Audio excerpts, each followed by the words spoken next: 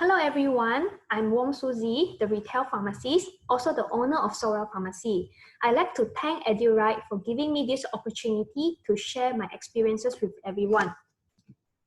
So today, I will mainly talk about, of course, myself and my background, skills needed for a retail pharmacist, the job challenges I encountered, the salary expected for a retail pharmacist, and how is the progression. First of all, my background. I graduated from International Medical University 2 years ago as a B.Pharm graduate. Right after my graduation, I started my provisional training as a PRP in retail setting.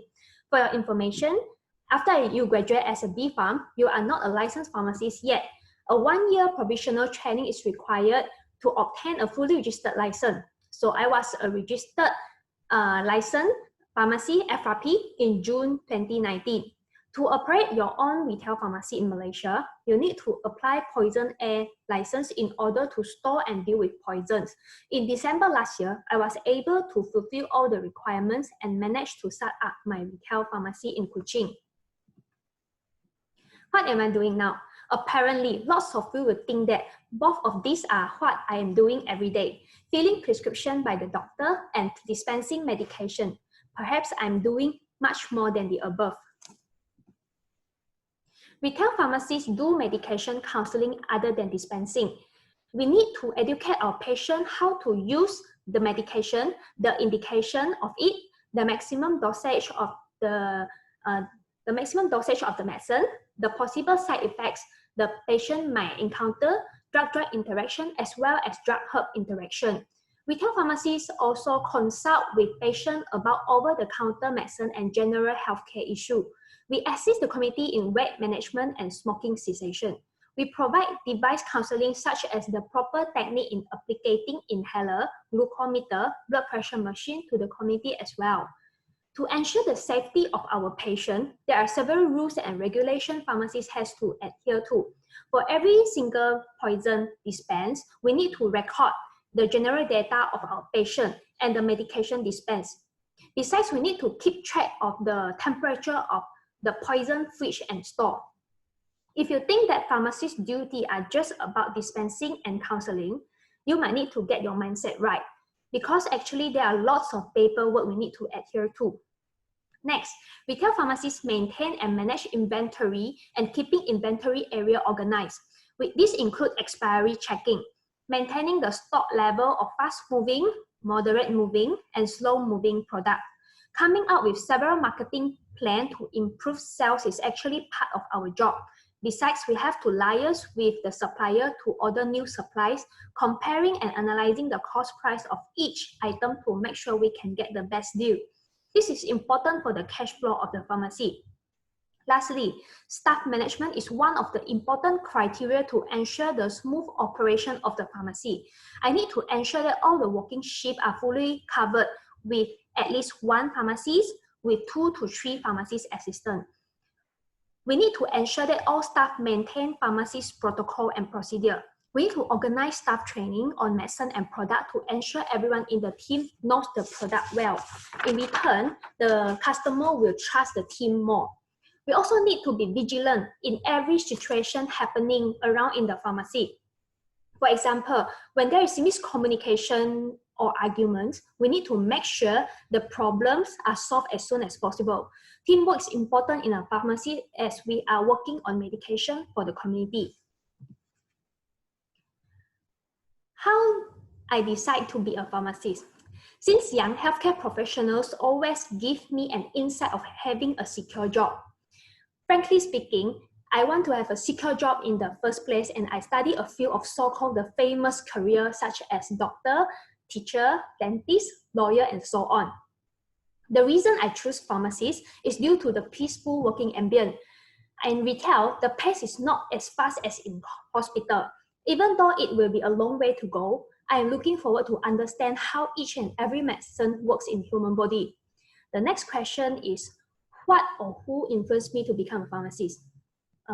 Family encouragement.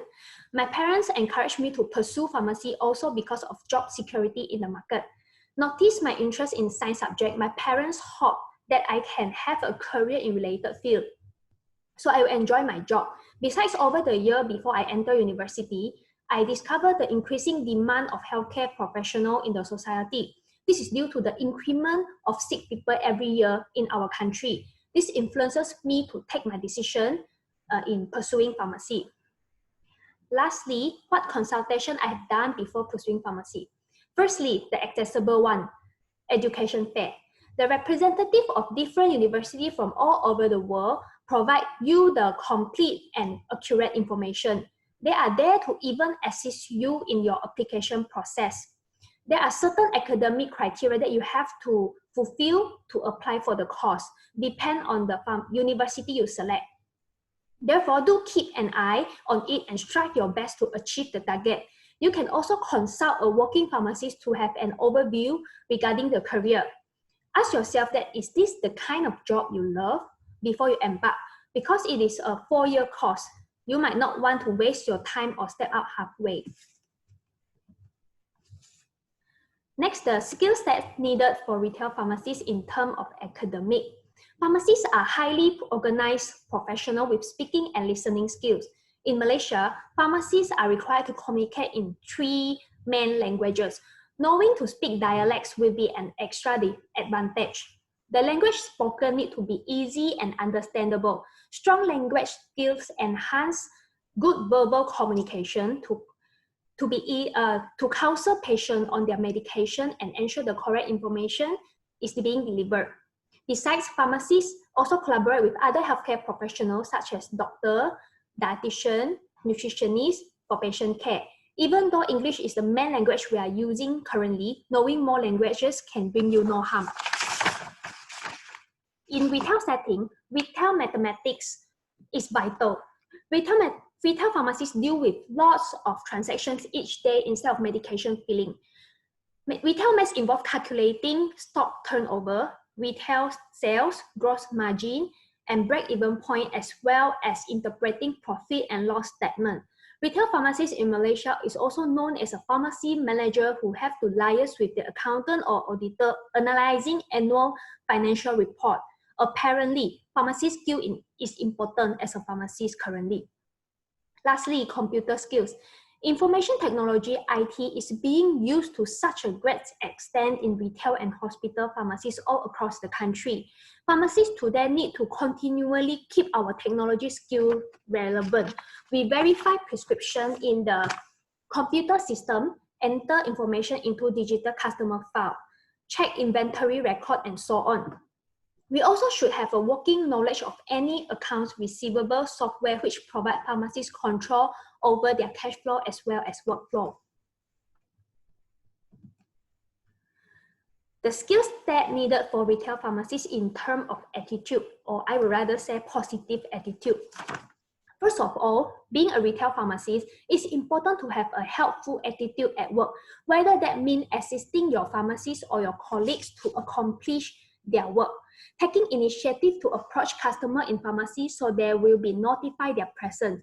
Answering their queries confidently with our professionalism to build trust in them on you. A self-motivated pharmacist has strong work ethic. In addition to work hard, we need to work smart.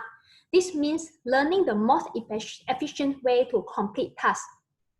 Besides, the pharmacist can provide a better sense of accomplishment and increase self-esteem to the team. Honesty is a very important criteria in retail.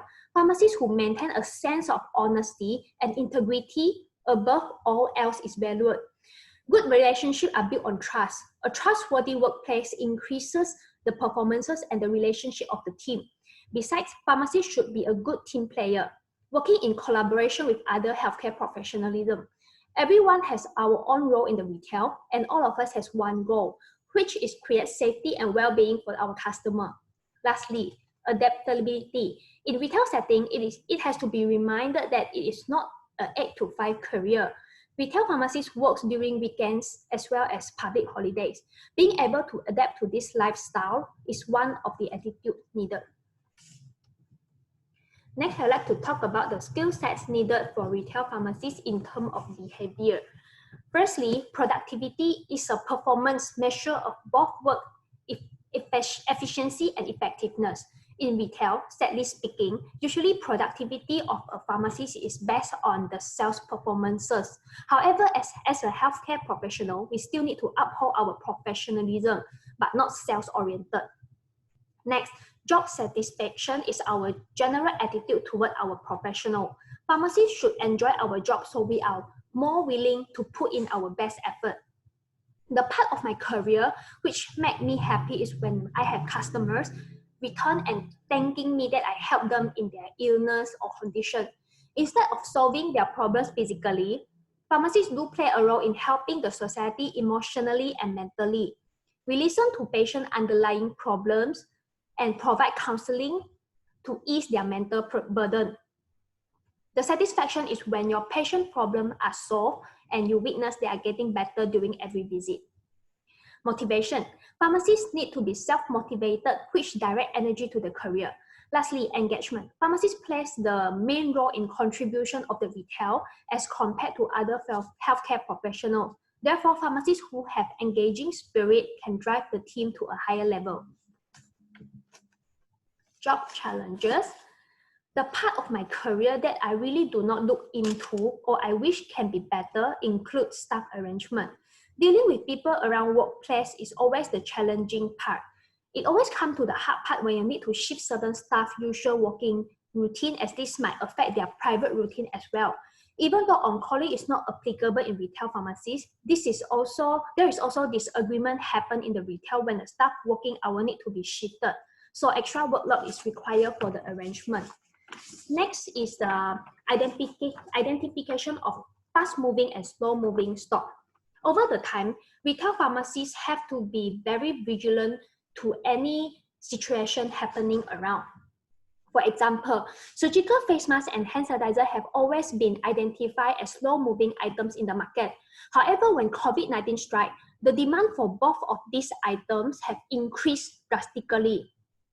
During this time, even though we need to keep extra stock for our fast-moving items, we need to keep track on the moving speed too. The challenging part is that price strike when the items are on high demand. Till then, it is still the hardest part for me to estimate how will things evolve day by day. Sadly speaking, comparison shopping is a culture in Malaysia and retail pharmacies are facing the same problem, especially independent pharmacies. Certain items are selling at independent pharmacies cost price in chain pharmacies due to their ability to purchase in bulk. This reduces the profit margin with independent pharmacies.